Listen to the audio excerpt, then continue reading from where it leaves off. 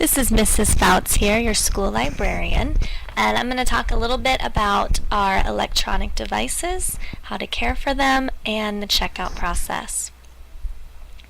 Just like you take care of your books, you need to take great care of the electronic devices you borrow from the library. They're expensive, and before making the decision as to whether or not you want to check these out, first decide if you're willing to cover the cost should damage occur. To avoid damage, follow these simple steps. Don't put your device in your backpack if you've got water bottle or food in your backpack. Do not stack books on top of your device. Make sure you leave the device in the case. Do not leave the device unattended. Do not leave it outside. Do not carry it in the rain, and avoid letting others borrow it. Just be smart when it comes to these devices, and you should be fine. Now for the checkout process. We have a variety of devices available. We've got Kindle Fires, we have 2 types of Kindle e-readers, and we also have iPads that you can check out.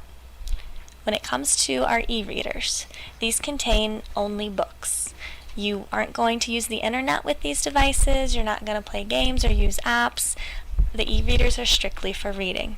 There are lots of great books available on each of the Kindles. You may keep these Kindle e-readers for up to a week. We also have our Kindle Fires and our iPads, and these are really popular with our students. We have some book selections available on these, but also many games and apps.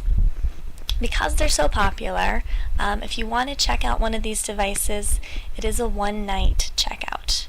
You simply let Miss Stewart or myself, Mrs. Fouts, know, and we will reserve the device for you. When you ask for a device, we're going to make sure that everybody gets one before we start a new rotation. If you come in Monday afternoon and want a device, we might not have one available until Thursday. So we'll put you down for the next available slot. If you forget to come in, you're out of luck and you're going to have to wait until we have our next opening. And just a reminder, I said it before, but the Fires and the iPads are a one-night checkout only. You do need to return the items to the library by 8 a.m. the next day. That gives us time to get them charged up and ready to go for the next person. If you happen to check one of these devices out on a Friday, you do get to keep them for the entire weekend. Again, make sure it gets turned in Monday morning, 8 a.m. We will not send chargers home with students. If getting your device turned in on time becomes a problem, you'll no longer be able to check out the devices because it is unfair to the students that are waiting to receive their iPad or their Fire. A final word of caution. Do not attempt to download any information to the device. Do not try to deregister the device and then register it under another Amazon or iTunes account. Should you do either of these things, you will be unable to check out the devices for the remainder of the year. If you need help figuring out how our different devices work, we've got some helpful videos that are online for you.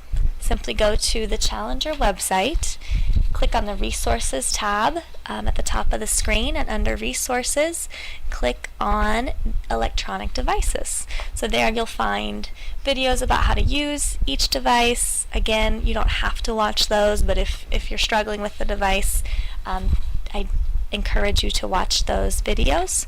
We also have the device usage form as well as an internet agreement form that does need to be read over by you and your parents and signed by you and your parents. So I do need those pieces of paper before you are allowed to check out your device. Once I've got that, we'll get your name on the waiting list. Enjoy these devices.